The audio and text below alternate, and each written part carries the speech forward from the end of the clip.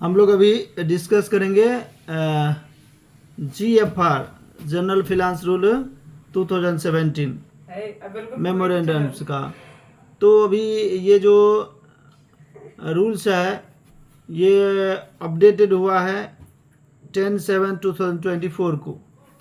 इसमें हम लोग क्या देखेंगे कि ये जो मिनिस्ट्री का लेटर है वो letter number F1/3/2024 PPD GOI ministry of finance, उनका लेटर्स है जो department of expenditures, procurement, policy और डिविजन्स। तो ये डेट आपको याद रखनी है 10/7/2024 को ये लेटर इशू हुआ था। और ये GFR 2017 का अमेंडमेंट है। तो कुछ रूल्स है जिस पे हम डिस्कस करेंगे। ये रूल है GFR rules 133 clause 1, 133 clause 2, 133 clause 3 ये वर्क्स में आते हैं। और 139 एग्जीक्यूशन ऑफ वर्क।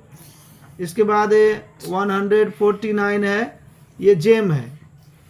जेम जो कि गवर्नमेंट ई मार्केटिंग पोर्टल्स है जिस पे हम लोग देखेंगे, इसको डिस्कस करेंगे।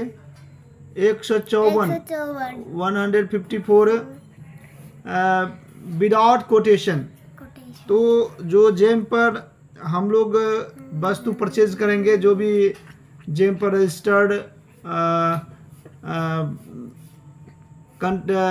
जो भी रजिस्टर्ड सेलर्स है, जो बायर्स है, उसको जो बेचना है और ये जो खरीदना है उसके लिए विदाउट कोटेशन, जो कि अभी पहले क्या था 25,000 था डायरेक्ट परचेज के लिए, अभी वो 50,000 हो गया है, उसको भी डिस्कस करेंगे। और उसके बाद GFR रूल 155 है LPC, वो लोकल परचेज कमेटी। ये लोकल परचेज कमेटी को भी डिस्कस करेंगे। उसके बाद 161 एडवर्टाइज टेंडर। उसके बाद 162 ये लिमिटेड टेंडर है, इसको भी डिस्कस करेंगे।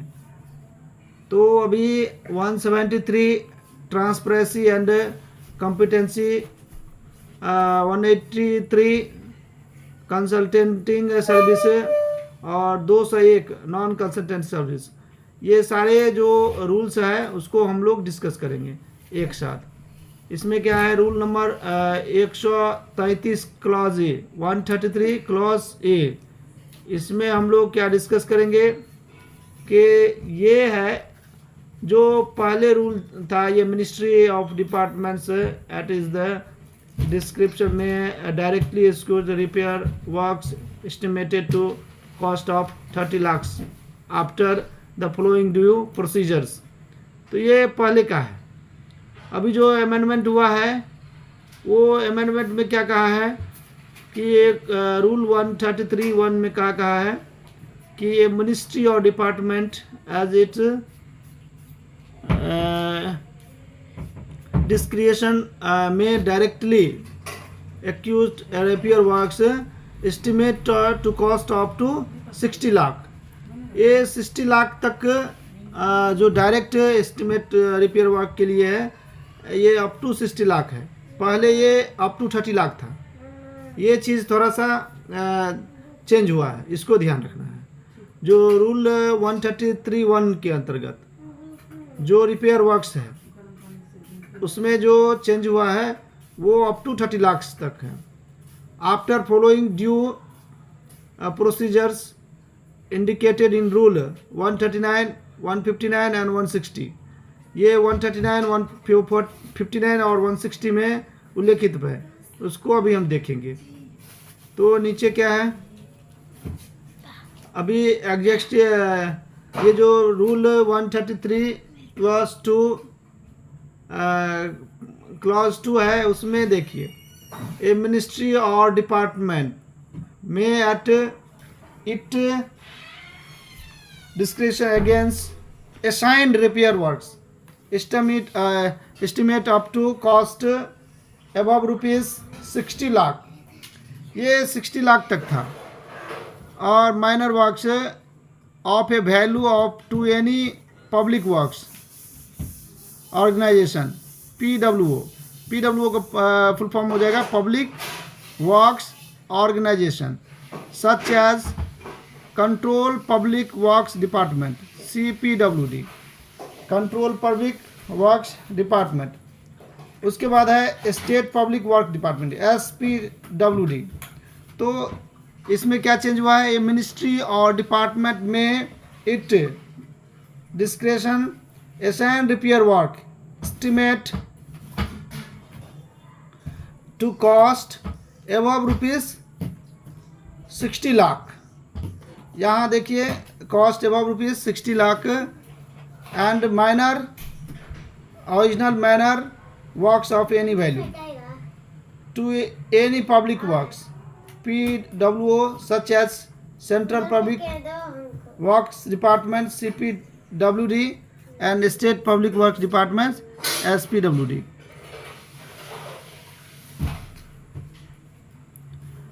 यहाँ कह रहा कि other central government organisations authorized to carry out civil or electrical work such as military MES यानी इंजीनियरिंग सर्विस, बोर्ड रोड्स, इसमें क्या क्या आएगा, borders road organisations, BRO, border road organisations, ETC और ministry department, construction wing of ministry railways, defence improvements and forest, information of broadcasting and development post and space ETC।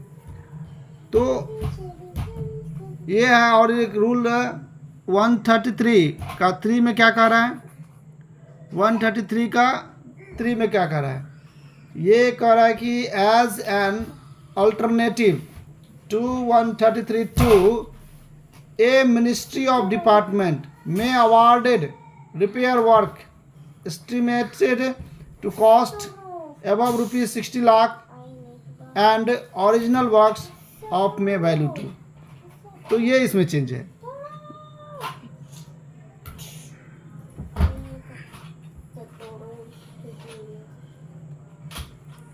उसके बाद कहता है कि any public sector undertaking setup by the central और state government to carry out civil और electrical works और to any others central state government organisations bar PSU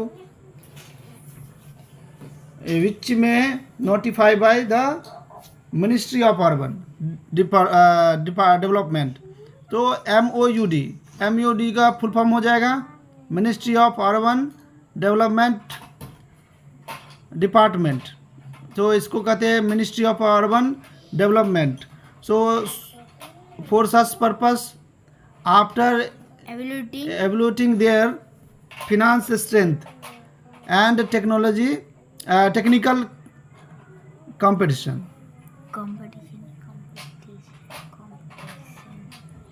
for the award of work under these sub rules।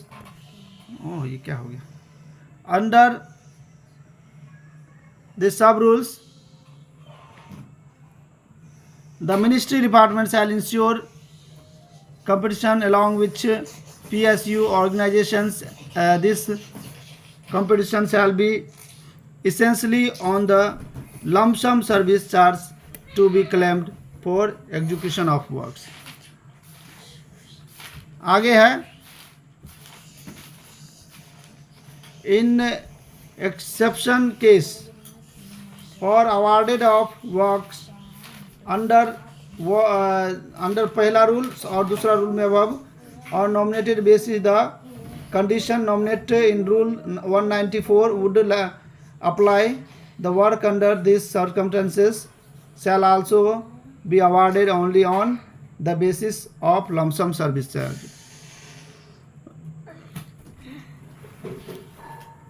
इसमें कह रहा है amendment in GFR rules 139 ये क्या है, procedure for work, execution of work. 139 में procedure for execution of 130 execution of work. अब इसको देखेंगे, इसमें क्या कह रहा है, इसमें कह रहा है कि the board procedure to be followed by a ministry और department for execution of works under its own arrangement shall be under open tender will called for works costing RS 10 lakh to 60 lakh. देखिए पहले क्या था, ये 5 लाख to 30 लाख था, पहले ये 5 lakh to 30 lakh था, अब ये ओपन टेंडर के लिए 10 लाख to 60 लाख हो गया। जो the board procedures to be followed by the ministry of department for execution of work under its own arrangements, अगर उनका अपना अरेंजमेंट है, shall be as under open tender, तो ओपन टेंडर के लिए वो जो वर्क कॉस्टिंग है वो 10 लाख to 60 लाख होगा। और लिमिटेड टेंडर के लिए जो है वो हो जाएगा आपको लेस देन 10 लाख। तब देख लीजिए, जो ओपन टेंडर है वो 10 लाख to 60 लाख होगा, और जो लिमिटेड टेंडर होगा वो उसका जो कॉस्टिंग होगा वो लेस देन 10 लाख होगा। बस यही डिफरेंस है। सो ओपन टेंडर में कितना होगा, वो हो जाएगा आपको less than open tender 10 lakh to 60 lakh, limited tender less than 10 lakh rupees. तो ये है। आगे है amendment in GFR GeM portal, ये 149 से 151 तक ये कवर करता है। अभी देखिए जेम पोर्टल्स जो है, ये government of India has established the government e marketing place, ये गवर्नमेंट अपना एक मार्केटिंग प्लेस से इस्टेब्लिश किया है for common use goods and services. ये कॉमन यूज़ है गुड्स एंड सर्विसेज का।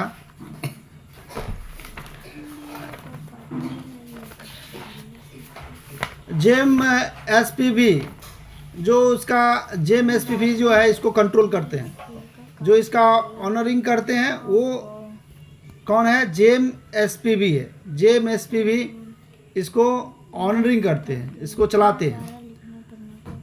Will ensure adequate publicity including periodical advertisement of the items to be procured through GEM for prospective suppliers।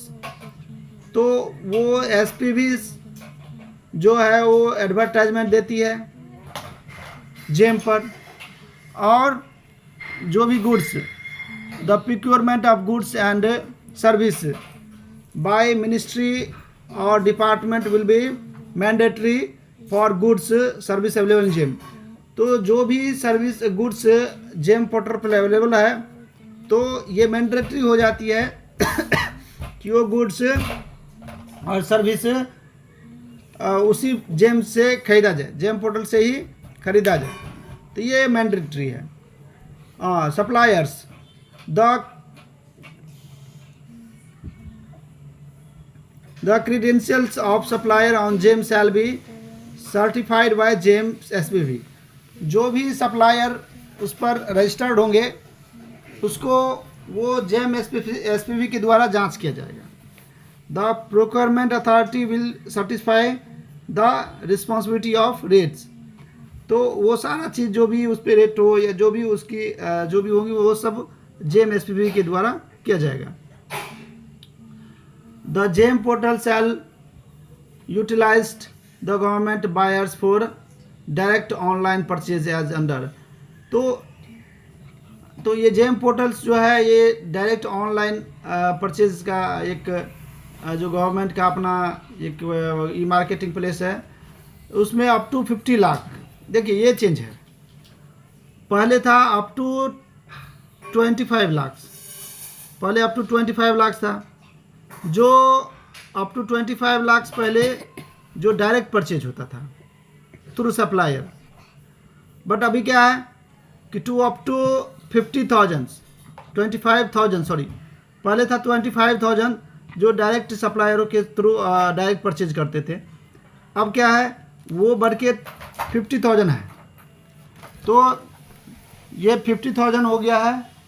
तो 50,000 any of the available suppliers on the GeM, जो GeM पर registered है supplier, उस supplier से हम 50,000 तक direct purchase कर सकते हैं, meeting the requested quality specification and delivery period.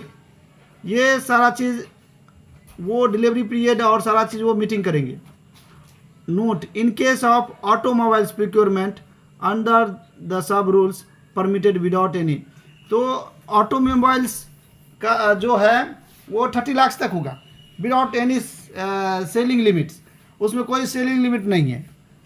लेकिन अगर आप जब डायरेक्ट परचेज करेंगे तो अदर जो भी आइटम्स है उसको आप डायरेक्ट परचेज करने के लिए 50,000 तक आप कर सकते हैं। लेकिन ऑटोमोबाइल्स का जो प्रोक्योरमेंट करेंगे वो उसका जो सब रूल है वो ये बताती है कि विदाउट सीलिंग लिमिट है, उसमें वो परचेज विदाउट सीलिंग लिमिट कर सकते हैं। और ये अब 50 lakh to 1 lakh 50,000 to 1 lakh.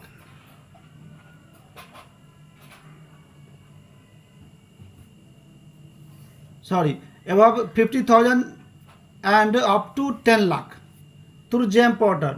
Seller having lowest price, almost the available seller of at least 3 different manufacturers.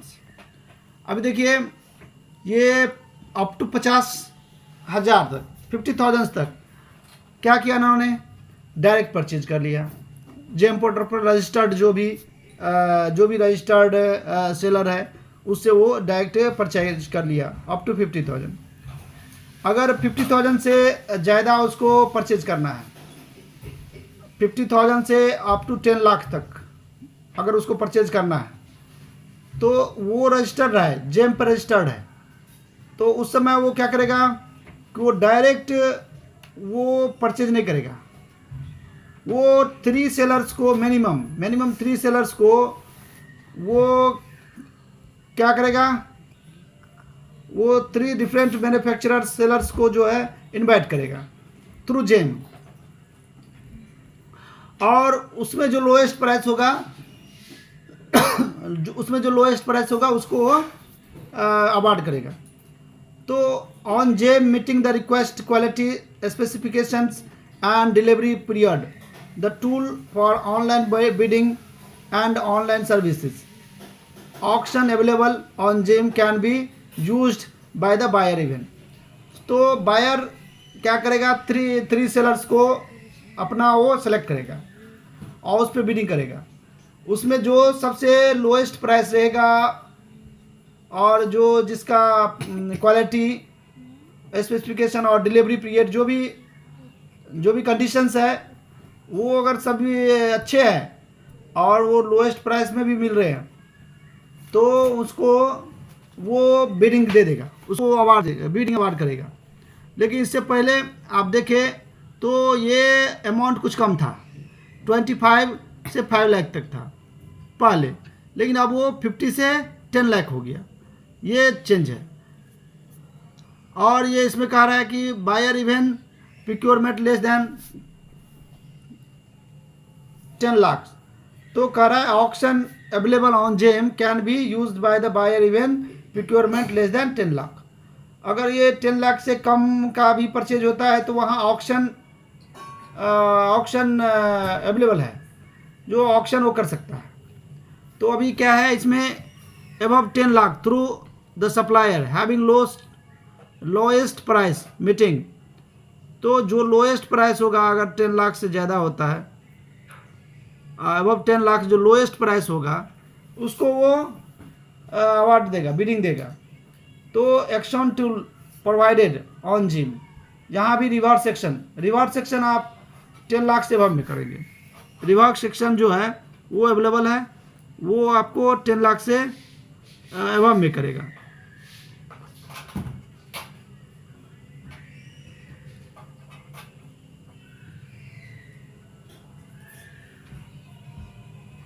अभी एक ये है रूल 154। अब ये 154 में क्या चेंज हुआ, कहता है purchase of good without quotation. अभी पहले ही बात किया था कि परचेज विदाउट कोटेशन कर सकते हैं, तो पहले क्या था, ये 25,000 था जो बढ़ के 50,000 हो गया। तो ईच ऑक्शन में be made without inviting quotation. अभी रूल 154 में ये बात करता है कि गुड्स का जो परचेज है वो बिना किसी ऑक्शन का बिना किसी कोटेशन का कर सकता है, वो 50,000 तक है। और bid on basis of the certificate to be recorded by the competent authority in the following format. तो उसके लिए उनको एक, जब आप विदाउट कोटेशन आप गुड्स परचेज करते हैं तो उसके लिए आपको एक सर्टिफिकेट सेटिस्फाई करके देना पड़ता है, जो ये गुड्स जो बायर है वो देते हैं। तो सप्लाई तो क्या कहता है कि I am personally satisfied that this good purchase are of the requested quality and specifications and have been purchased from a reliable supplier at the reasonable price। तो ये जो बायर होता है वो ये चीज एक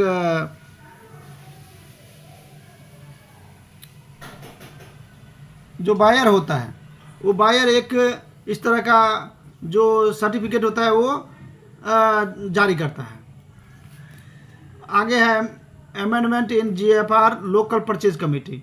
और 155 में रूल 155 में लोकल परचेज कमेटी है। ये लोकल परचेज कमेटी देखिए, इन case of certain items not available.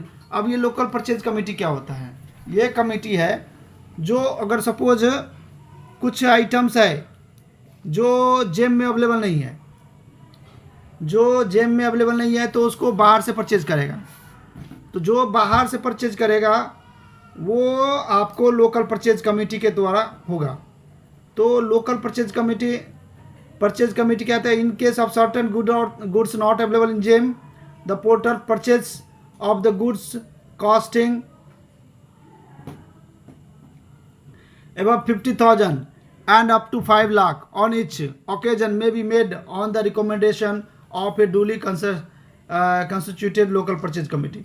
तो वो above 50,000, अब 50,000 तक वो कर सकता है, लेकिन अब 50,000 से 5 लाख तक जो भी ओकेजन होगी, जो भी परचेज कमेटी के तरफ से होगा, तो वो 50,000 से 5 लाख तक तो वो परचेज करेगा लोकल कमेटी से। तो ये परचेज का कमेटी जो होता है, लोकल परचेज कमेटी होता है, उसमें 3 मेंबर्स होते हैं। ये जो है ये डिसाइड किया होता है वो डिपार्टमेंट, हेड ऑफ डिपार्टमेंट ये डिसाइड करते हैं कि ये कौन कौन मेंबर होंगे। तो लोकल परचेज कमेटी 50,000 से लेकर के 5 लाख तक आप परचेज कर सकते हैं। और आप इसमें 3 मेंबर्स होते हैं जो कि वो डिसाइड करते हैं।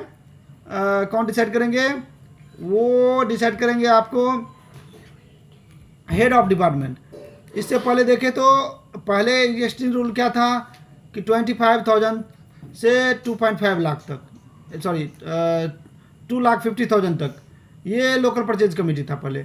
लेकिन अब वो चेंज होकर के 50,000 से 5 लाख तक वो लोकल परचेज कमेटी के लिए वो बॉन्ड किया, इतना तक परचेज कर सकता। अगर वो गुड्स जेम पोर्टल पे नहीं है तो the committee will survey the market to certain the reasonable of rate quality. वो कमेटी क्या करेंगे, तो जो वहाँ से आइटम खरीदना है, वो गुड्स खरीदना है, उस गुड्स को जाके मार्केट में जो रीजनेबल रेट हो, क्वालिटी हो, स्पेसिफिक माने वो सारा चीज़ चेक करेंगी। उसके बाद उनको जहाँ भी लोएस्ट प्राइस और गुड क्वालिटी रहेगा वो कमेटी ज्वाइंटली रिकॉर्ड सर्टिफिकेट, वो कमेटी जो है वो रिकमेंड करेगा। तो प्लेसमेंट ऑफ परचेज ऑर्डर, वो प्लेसमेंट ऑर्डर परचेज प्लेसमेंट करेगा। The member of the committee will jointly record as certificate agent, तो उसमें भी एक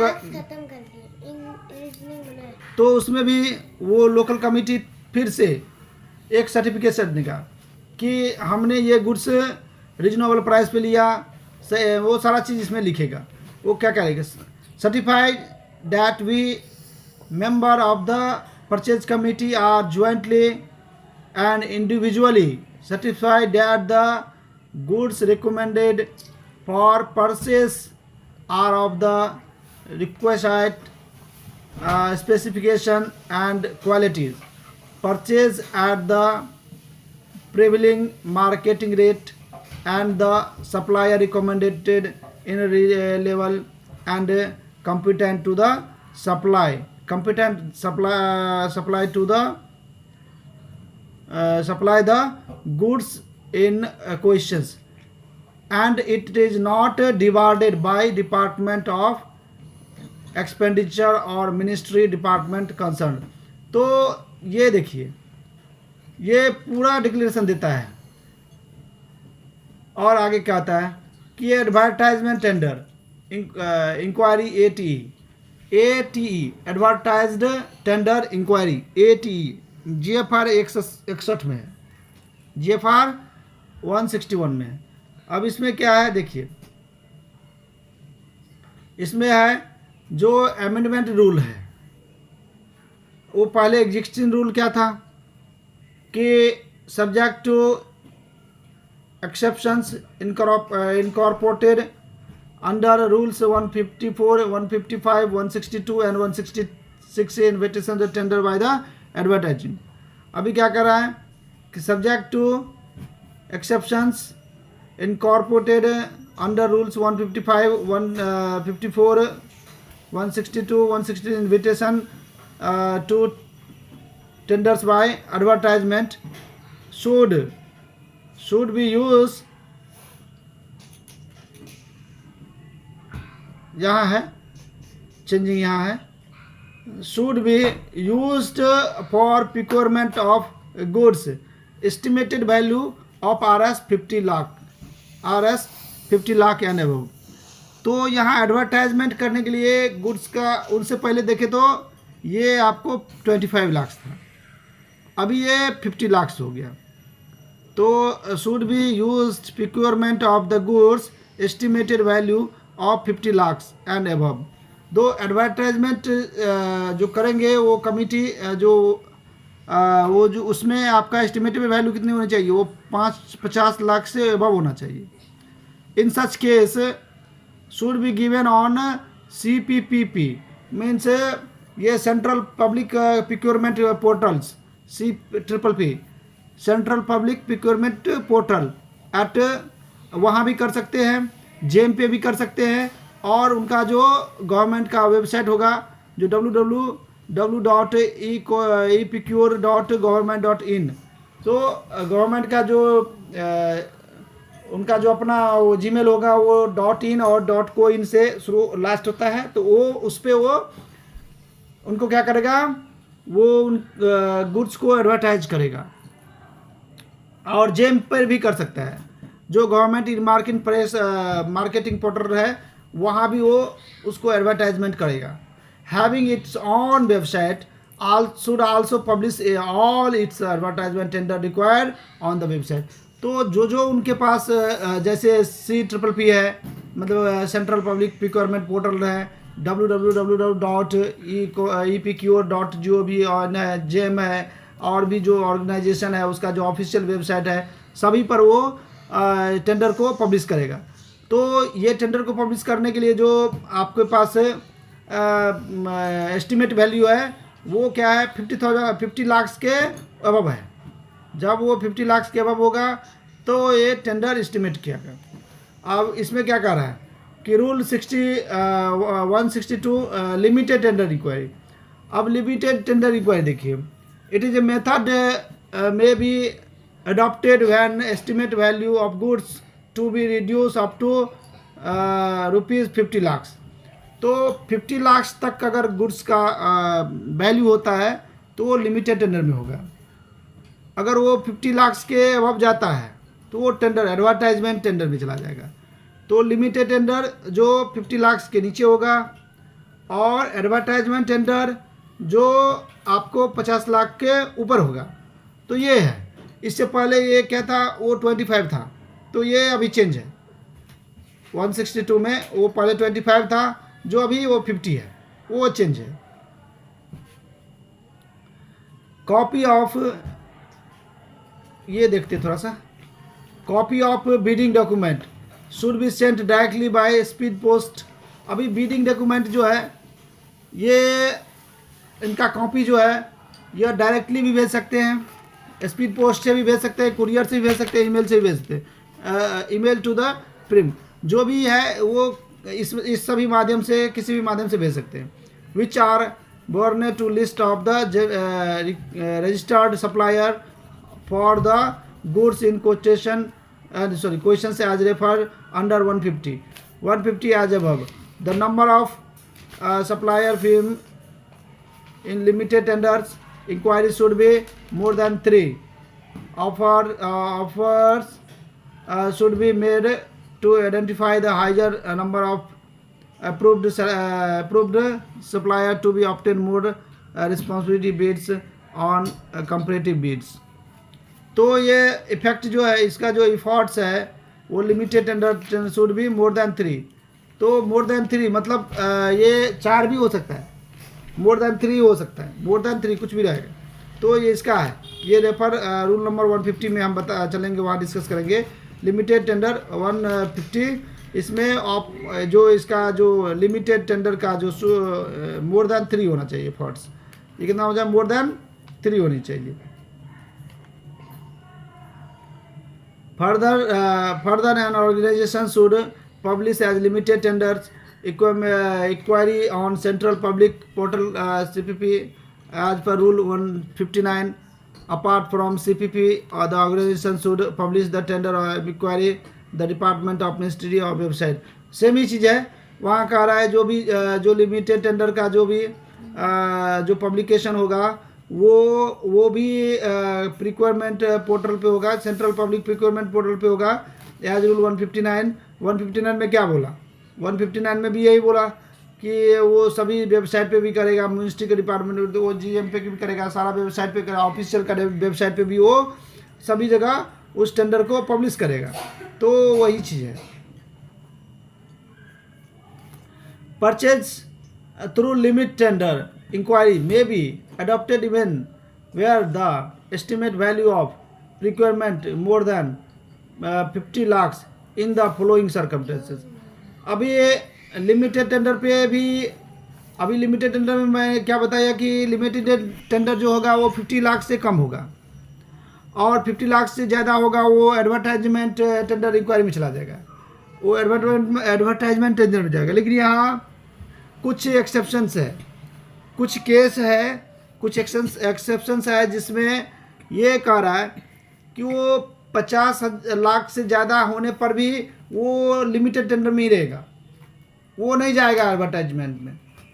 तो लिमिटेड टेंडर में रहेगा, वो एडवर्टाइजमेंट में नहीं जाएगा। अब क्या क्या पोजीशन है, the company competent authority in the ministry department satisfied that demand of urgent और any additional expenditures avoided through the प्रिक्वायरमेंट।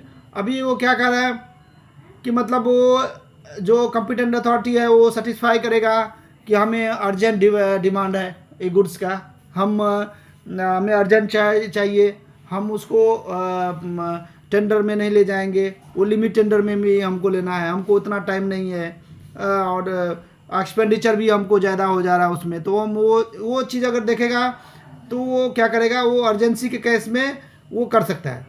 तो not procurement through advertisement tender inquiry justify in the view of urgency. तो ज़रूरी नहीं है कि वहाँ आपको urgency case में भी एडवर्टाइजमेंट टेंडर में जाना है, तो वो चीज़ है। उसके बाद कहता है कि they are different reasons to the recorded to writing by the competent authority including the that it will not be the public interest, और वो पब्लिक इंटरेस्ट का goods procurement through the advertisement tender inquiry, अगर वो public interest का नहीं है फिर भी वो लिमिटेड टेंडर में खरीदेगा। पहला क्या था, पहला था कि कोई अर्जेंसी होगा तो खरीदेगा, दूसरा पब्लिक इंटरेस्ट का नहीं है तो भी वो लिमिटेड में ही खरीदेगा, चाहे उसका वैल्यू जो एस्टिमेटेड वैल्यू है वो 50 लाख से अधिक हो क्यों नहीं जाए। एक्चुअली अगर 50 लाख से अधिक होता है, नॉर्मल रूल में क्या बोला कि 50 लाख तक लिमिटेड टेंडर होगा, 50 लाख से ऊपर जाने पर ये हो जाएगा आपको एडवर्टाइजमेंट टेंडर्स। लेकिन 50 लाख से अधिक होने पर भी ये लिमिटेड टेंडर में खरीद रहा, तो ये एक्सेप्शन है। इसके लिए वो तीन केस बताए हैं। वो फर्स्ट केस ये था कि कोई अर्जेंस गुड्स है, अर्जेंस गुड्स रहेगा, जिस वजह से अर्जेंसी है, बहुत सारा अर्जेंट है, तो वो परचेज नहीं करेगा, एडवर्टाइजमेंट नहीं देगा। अगर वो पब्लिक इंटरेस्ट का नहीं है फिर भी, अगर वो खर्चा बचाना चाह रहा है फिर भी, तो the source of supplier are definitely known as a responsibility of fresh source beyond this being tapped remote. तो ये सारा चीज़ है। उसके बाद कह रहा है अमेंडमेंट इन GFR 173, ये ट्रांसपेरेंसी और competency, fairness and elimination of arbitrariness in the procurement process. अभी ये इसको ट्रांसपेरेंसी कैसे लाया जाए, ये ट्रांसपेरेंसी कैसे लाया जाए, फेयरनेस कैसे लाया जाए, इसके लिए वो 173 में है, रूल्स 173 में। अभी इसमें क्या कह रहा है कि जो ट्रांसपेरेंसी और कम्पिटेंसी और फेयरनेस है वो प्रिक्योरमेंट प्रोसेस में कैसे यूज हो। तो इन case of purchase committee is constituted to purchase or recommended the procurement, no member of the purchase committee should be reporting directly to any other member of such committee in case of estimated value of procurement exceeds 50 lakhs। तो ये बोला अगर 50 लाख से above हो रहा है estimated value, तो no member of procurement committee, purchase committee should reporting directly, तो वो डायरेक्टली रिपोर्ट नहीं करनी चाहिए उसको, ये कोई भी मेंबर्स जो है वो डायरेक्ट रिपोर्ट नहीं करनी चाहिए। अभी ये कर रहा है अगर उसका procurement value, estimate value procurement exceed 50 lakh, तो ये कर रहा है। नेक्स्ट कह रहा है कि अमेंडमेंट एंड जेफआर कंसल्टिंग सर्विस। अब कंसल्टिंग सर्विस में क्या क्या चेंज हुआ है, इसमें कह रहा है कि rule 183 identify of likely source where the estimated cost of consulted service is up to 50 lakh.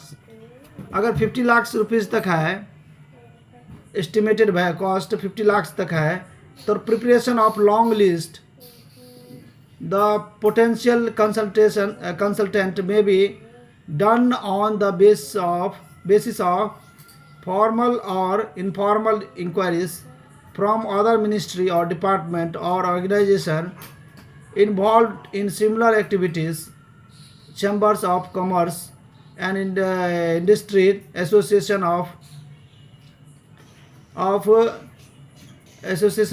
consultative firms। तो ये सारा लिस्ट दिया हुआ है।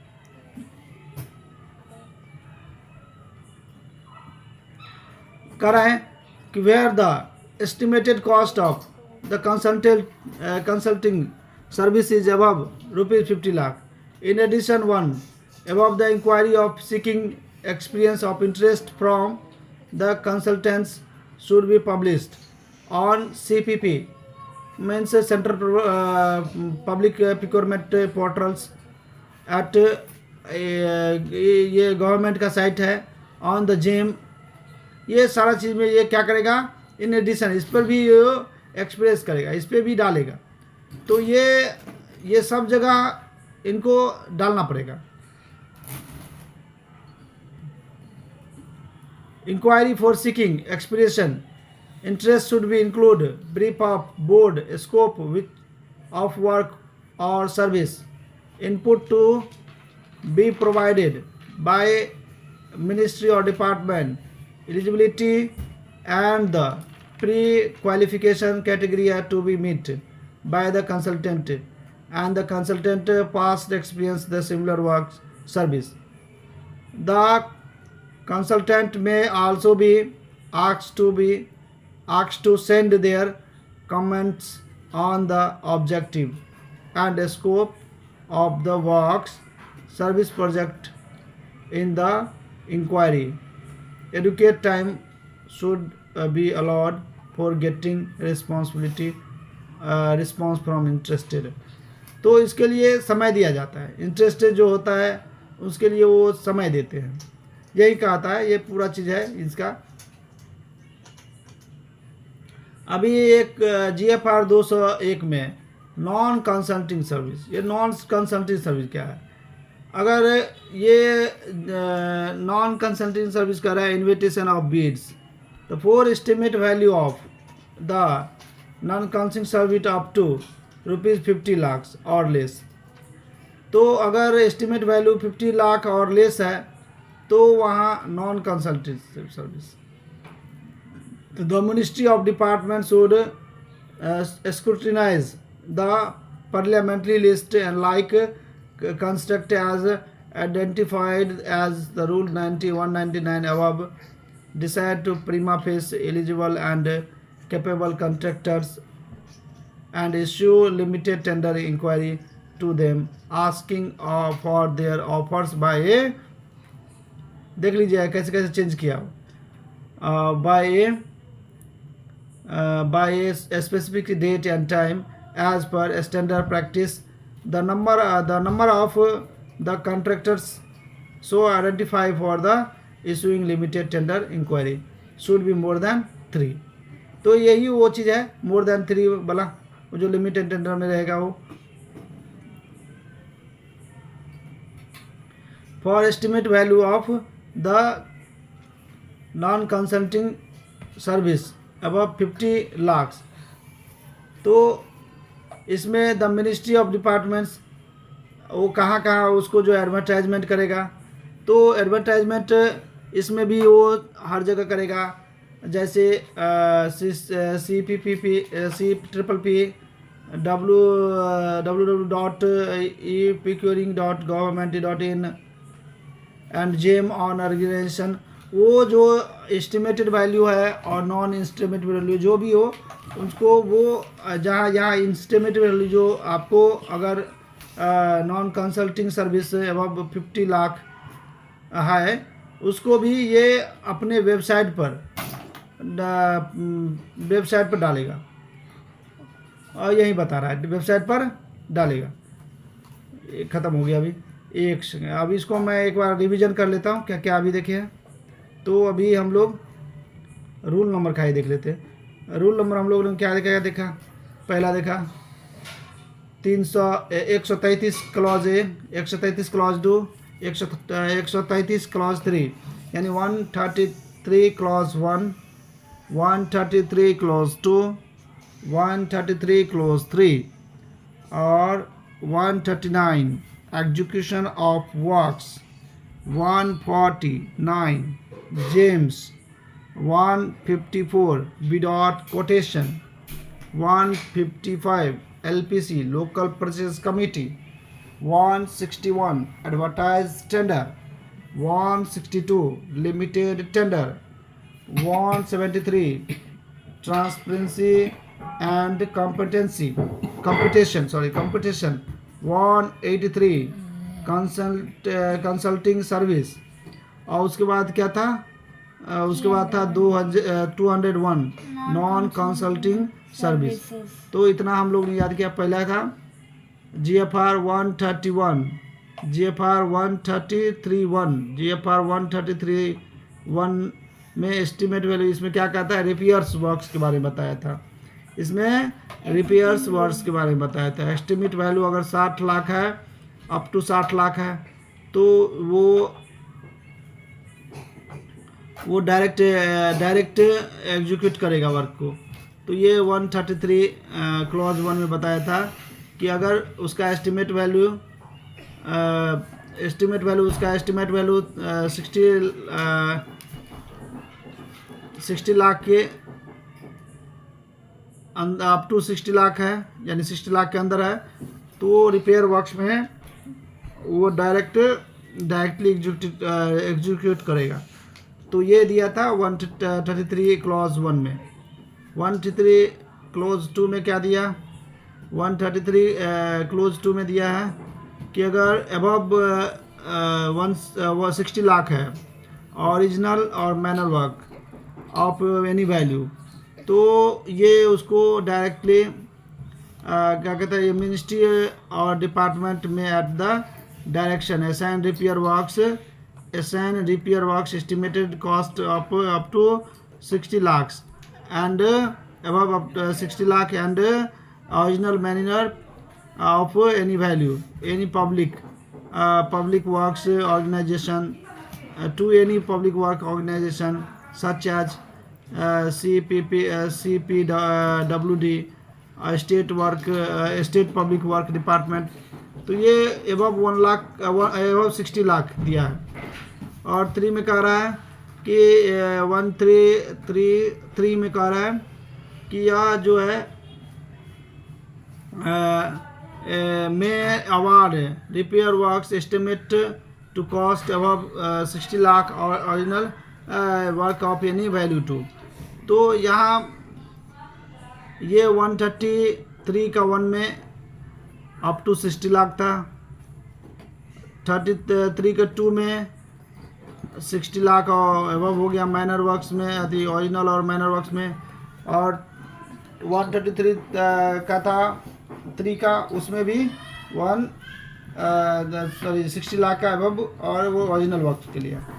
तो ये है। और 139 जो execution of works, 139 execution of work, 149 GeM, और उसके बाद 154 विदाउट कोटेशन। अभी हमने देखा विदाउट कोटेशन के लिए अप टू 50,000 विदाउट कोटेशन, जो कि पहले 25,000 था। तो अभी जो अमेंडमेंट हुआ है उसमें अप टू 50,000 किया है। तो 154 without quotation, 155 LPC, 161 advertisement tender, 162 limited tender, 173 transparency and compassion, 183 consulting. तो पहला GFR रूल 133 क्लॉज 1, इसमें जो रिपेयर वर्क्स के लिए अगर अप टू 60 लाख है, अगर 133(2) का देखें तो इसमें रिपेयर वर्क्स के लिए अब 60 लाख है।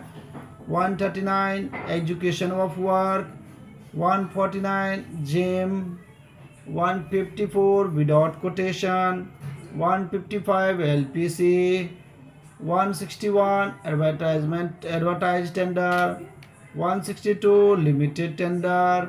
फिर से देख लीजिए 133 का 133 clause 1 education of repair work से अप टू 60 लाख, 133 का 2 education work up to above 60 lakh. और उसके बाद 139 education of work, 149 GeM, 154 without quotation, 155 LPC local purchase committee, 161 advertise tender, 162 limited tender, 173 transparency and competition, 183 consulting service, 201 non consulting service. तो ये चीज़ हम एक बार light वे से देख लेते फिर से। 133 क्लोज 1 में है up to 60,000 up to 60 lakh sorry up to 60 lakh direct education of repair works. 133 का 133 का 2 है, क्लोज टू, इसमें अबव 60 लाख है। ओरिजिनल और माइनर वर्क्स अबव 60 लाख है।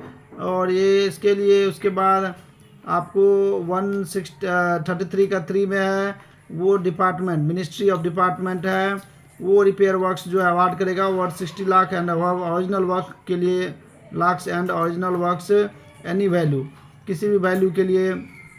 उसके बाद आपको 139 एजुकेशन ऑफ वर्क है। एजुकेशन वर्क में ओपन टेंडर है। ओपन टेंडर में आप क्या होगा कि आप ओपन टेंडर 10 लाख से 60 लाख तक रहेगा तो उसको ओपन टेंडर में बुलाएंगे। और जो अप टू 10 लाख तक रहेगा उसको लिमिटेड टेंडर में बुलाएंगे।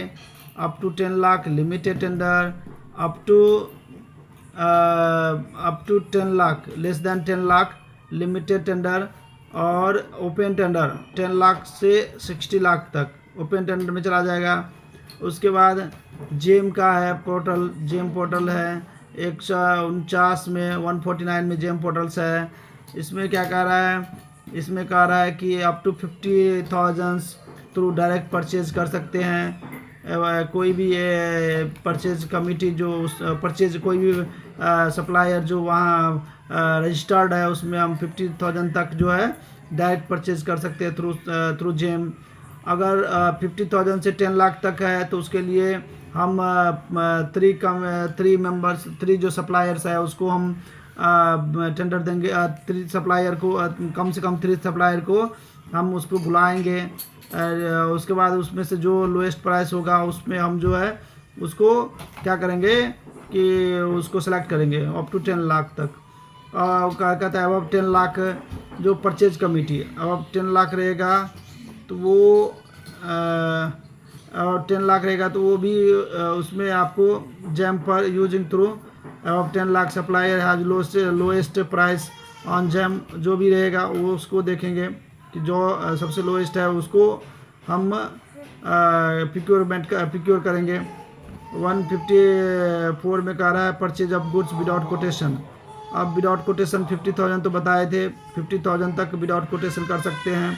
उसके लिए उनको जो विदाउट कोटेशन क्यों कर सकते हैं, क्योंकि वो गुड्स में नहीं होगा, उसके लिए सर्टिफिकेट देना पड़ेगा। वो परचेज कमेटी का एक सर्टिफिकेट होगा सो देगा। और 155 कहता है परचेज गुड्स का purchase of goods by purchase committee.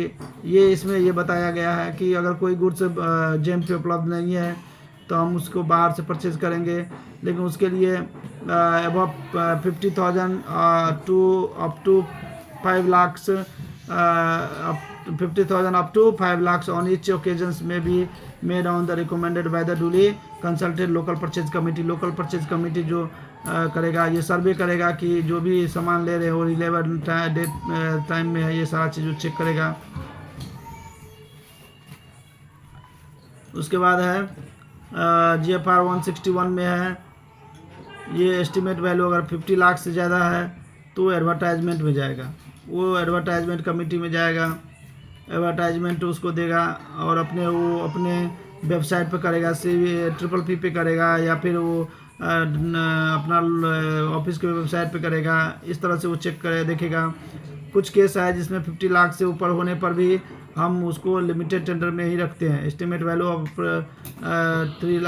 50 lakh से रहेगा भी तो भी हम करते हैं। वो उसमें ये होगा कि वो उस समय क्या होगा कि वो कुछ ऐसा है कि जैसे मान लीजिए अर्जेंस केस रहे या फिर वो पब्लिक इंटरेस्ट का नहीं हो या फिर वो खर्चे कम करना चाह रहे हो कंपनी, तो ये वो उसका है। तो उसमें वो अगर 50 लाख से ज़्यादा भी हो रहा है तो वो लिमिटेड में ही रहेगा, वो उसका ये है।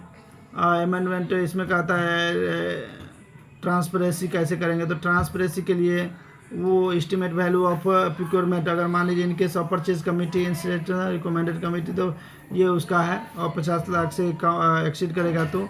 और इसमें ट्रांसपेरेंसी के लिए वो सारा चीज़ जो है दिया गया है कि सारा चीज़ आप थ्रू डिपार्टमेंट का अपना वेबसाइट है, उस वेबसाइट पे हर चीज़ को वो डालेगा कौन कौन जो नामित वेबसाइट है वो सब देखिए।